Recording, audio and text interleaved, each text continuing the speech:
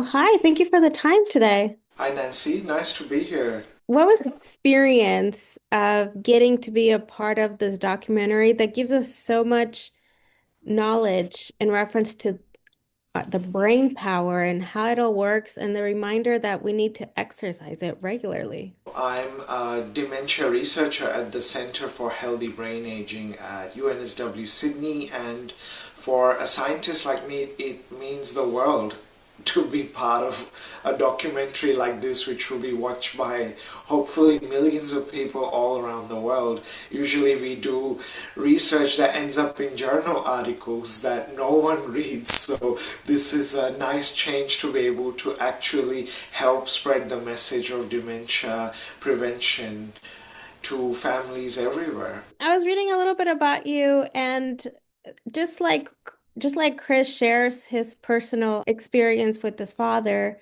you also had an experience with your great grandfather. That's right. So my great grandfather was diagnosed with dementia when I was 6 years old. He used to be working as a priest in the community in India where we used to live before, and he moved with us when we moved house, and then he didn't know anyone in this new suburb. He stopped volunteering, he stopped doing his social activities, and we noticed his memory decline very quickly after that, and he couldn't recognize me. It was very scary for me as a 6 year old. And then 6 months later, he passed away. So that really stayed with me. I always thought there was something about social connections that kept our brain healthy. And so when I got the chance to do this research on social connection and dementia, I just had to do it. That is very sad in the way it happened. So how long after he had moved? Like, what was the time? Very quickly, 6 months after we had moved, he was diagnosed with dementia. It was very rapid decline. In the documentary, you give us a lot of tips of the things that family should do in these situations. But first of all, you specify empathy and understanding. Yeah, empathy and understanding are so incredibly helpful when we are concerned about this person that we love, person that we care for who's living with dementia. It's really important that we don't speak for them, we don't complete their sentences or talk for them, that we don't get irritated when they repeat something. It's really important to always be kind, respect their dignity, and also give them autonomy and always respond as if they're asking that thing or saying that thing for the first time, because for them it is the first time. We get to see a little bit about that of Chris with his dad, and he kept the dad kept asking about the mom. When was she coming? That's right, you see so many moments in the documentary where Craig loses a sense of what's just happened or information that he's just been told. In this scene, he's in their childhood home where Chris was a teenager, and he doesn't remember that he's been told that his wife Leonie is coming. So he keeps asking, where's Leonie? Where's Leonie? And that's because he relies on her so much for that emotional support, but he's also losing access to more recent information that he's been given. And that's really common in Alzheimer's type of dementia, where memory loss is the main symptom that we notice. For dementia, is it mostly just losing short-term memory, or is it? So there's over 100 types of dementia, and Alzheimer's is the most common, where memory loss is the first sign. The other more common types of dementia are frontotemporal dementia, where we experience changes in our personality and mood. We might lose our filter and say whatever comes into our mind.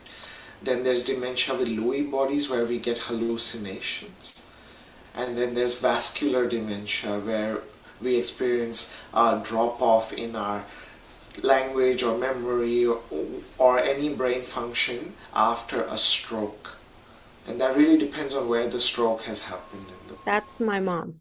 Everything changed for her when it came to also when reading. She used to read books like nothing, And ever since, she reads 10 pages and it's like she doesn't know what she just read. That's really tough, isn't it? Sorry to hear that, Nancy. Mhm. And stroke is such a common type of dementia. It's the most second most common type of dementia is vascular dementia, and that's why it's really important that we're spreading the message for people to stay not only mentally and physically active but also socially active, because that's good for the heart and the brain. Now that you talk about that, what are some keys or things to follow for some of us? Even us, as we can be forgetful, at times. Where are our keys? Where did we leave our purse? Or, little things like that, our phone, not to mention. What are some of the things you recommend for us to do try to do on a regular basis to exercise those muscles in our brain? On a daily level, we can do a lot of things that can help our brain stay healthy in the long term. So, for example, we know people who do regular activities with friends or in the community that slows down the rate of cognitive decline as we get older. So, it's really important if we can do activities with people that also stimulate the mind or the body. So, for example, catching up with people to do an exercise group, a dance group, a reading group, a board game group, anything that gives you social connection but also exercises your mind or body is really a great way. And the other thing that's really important is giving back to society. So, doing things like volunteering are a great way of not only boosting your own mental and cognitive health, but also helping other people at the same time. As I watched and you were talking about this, I remembered my adopted grandma, Gigi. When she was in a home, there were so many activities, and I always thought, wow, like they like to keep them busy. But now I understand the reason why behind it. Yeah, that's so important, Nancy, because what we know is these things work via social bridging and social bonding. So, bridging is where we do lots of different activities which stimulate the brain and force the brain to create new brain cells, which is really good, and also strengthen connections with memories. And bonding is where we have someone to confide in. And by talking to that person that we trust, we reduce our stress levels and that reduces inflammation in our brain. After the documentary and filming, they did this trip to try to help Craig, and also obviously do the trip just as a nice memory together. Was there a difference? Well, we noticed a big difference in Craig's confidence and his ability to remember information by doing this trip and going back in time to all the places where he used to live, the people he used to know. We noticed that he became less quiet, less reserved. He started laughing more, talking more, making his jokes. As you see in the documentary, he's so funny. And also, he just looked and felt confident by the end, and he had less lapses in his thinking because he had been so socially active during this road trip.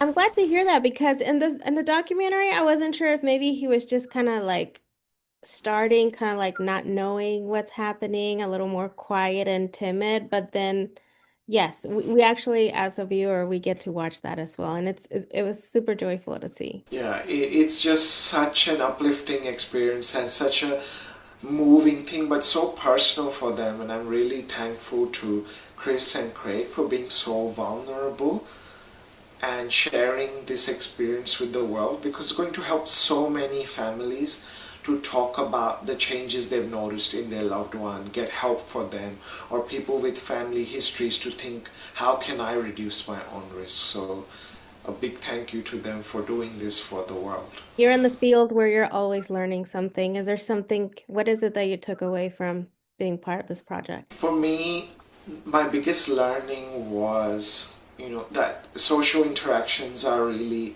important for keeping our brains healthy, but it's also really important to use humor along the way, because a lot of our stress releases when we use humor. And just being around Craig and seeing how he was with everyone was really uplifting. And I think it's really important for people to remember that it is possible to live well with dementia.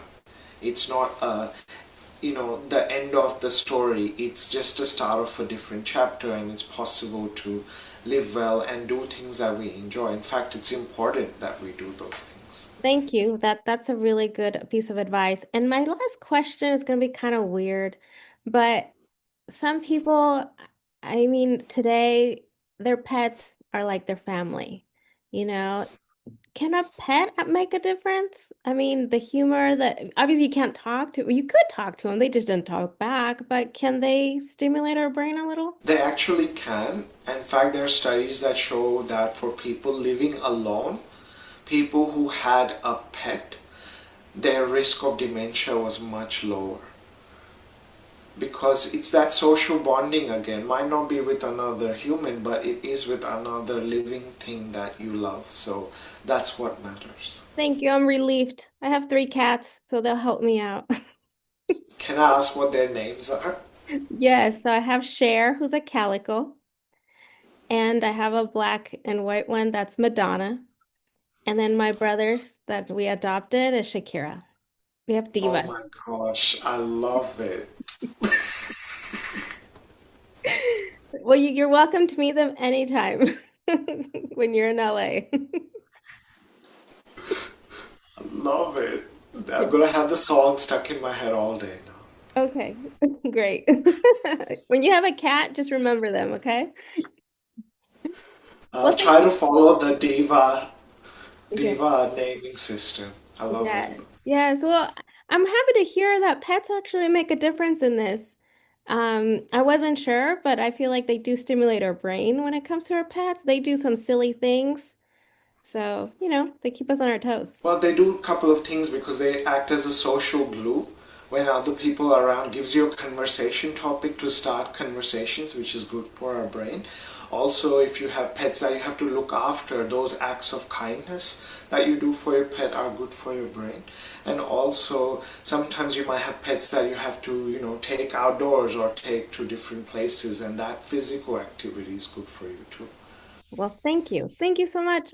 Thank you for your time and congratulations being in this project. And I mean, I feel like you're part of Nat Geo family now, so I hope to see more. Thanks, Nancy. It was great talking to you, and big hello to Cher and Madonna as well. I will. Thank you so much. I appreciate it. Bye-bye.